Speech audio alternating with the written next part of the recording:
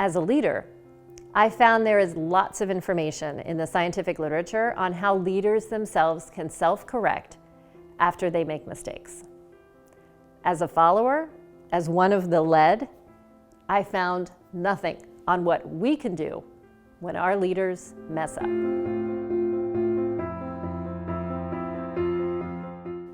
I study leadership. I teach leaders. I am a leader. I make great decisions and I make mistakes. All leaders make mistakes.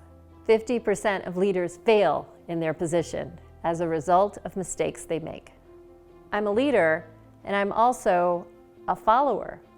We don't like that word follower, do we? But when there are leaders leading, there must be followers. I am one of the led when I have a boss at work, when I'm part of an organization, and when I have elected officials who lead. And I know, like every one of you do, that all leaders make mistakes.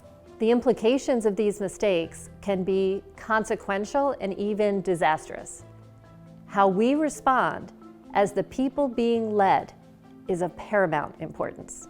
As a leader, I found there is lots of information in the scientific literature on how leaders themselves can self-correct after they make mistakes. As a follower, as one of the led, I found nothing on what we can do when our leaders mess up. We can get involved when leaders make mistakes. We should get involved, and I'm going to talk about how. When I talk about leaders, I mean anyone who's in charge of something and has people in their care. This can be a parent, a manager at a company, or even a world leader. Leaders have an obligation to do best by their stakeholders, their constituents, their employees, and their families. A leader and the led have a relationship. Let me say that again. A leader and the led have a relationship. We can choose to lead, and we can choose to be led. That's an active decision. It's a two-way street. As people in a relationship, the leaders and the led each need to do our part. Leaders lead, and as the led, we are responsible for listening, reflecting, questioning, and perhaps following the leader's request. When I consider mistakes, I am aware that there are so many things that we humans don't agree on.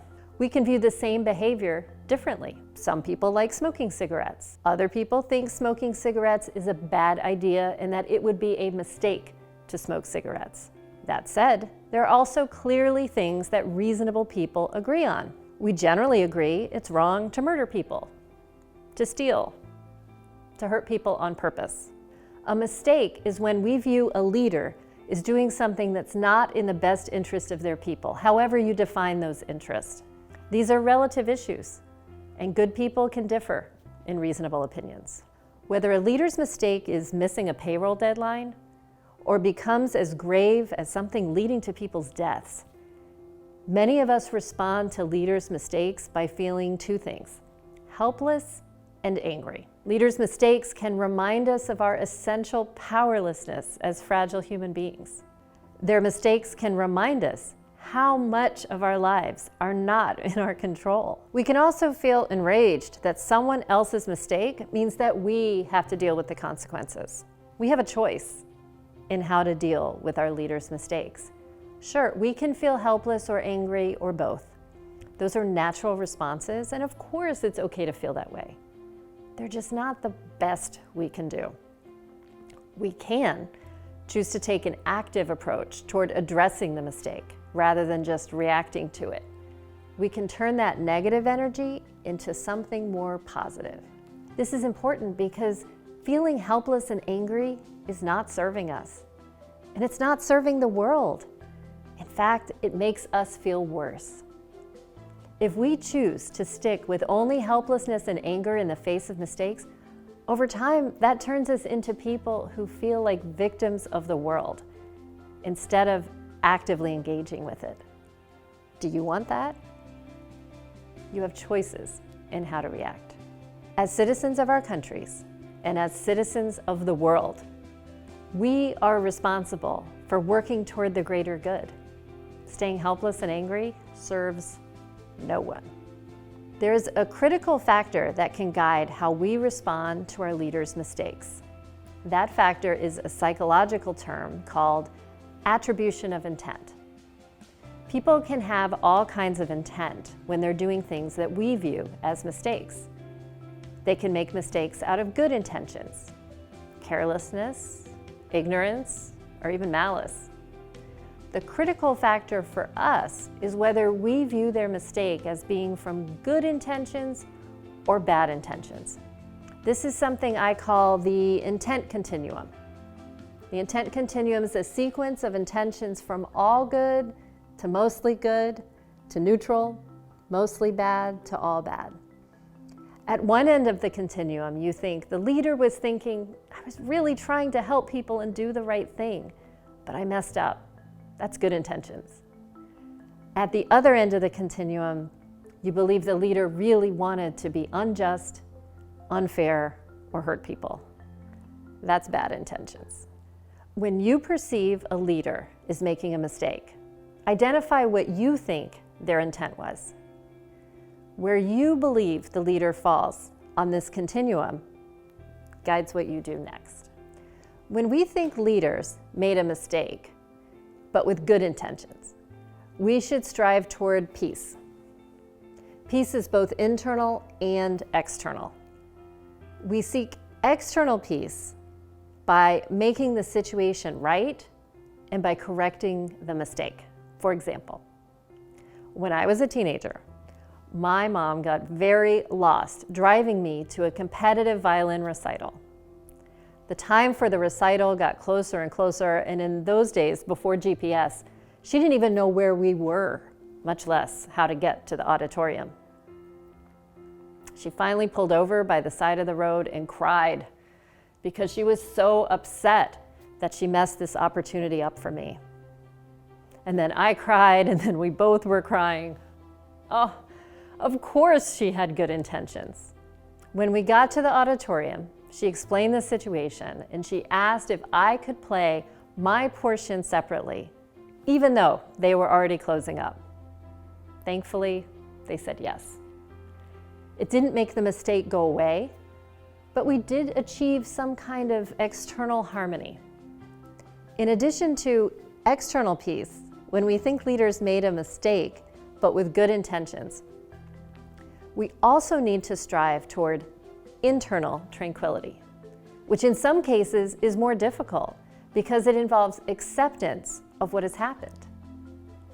We don't have to like the situation or forgive the mistake, but we do need to find some healing, including acknowledging that we're all flawed people and pledging to continue improving ourselves. On the other hand, when we believe our leaders are making mistakes out of bad intentions or malice, they become transgressions. A transgression is more than a mistake because it's an offense. It's an act that's morally wrong. In those cases, we should strive toward justice. Seeking justice is our right as human beings. To seek justice, we need to work toward fairness so that the wrong is righted, and we need to work toward ensuring that there's respect toward all people. Ideally, this also includes addressing the bad intentions of the leader. For example, early in my career, I had a boss who refused to step in when one of their male staff was harassing and intimidating a woman on the team. She became afraid to come to work. She was also distressed that the boss refused to stand up for her or protect her. The boss clearly wanted to protect the man from consequences at the expense of the woman's distress and the entire team's psychological safety.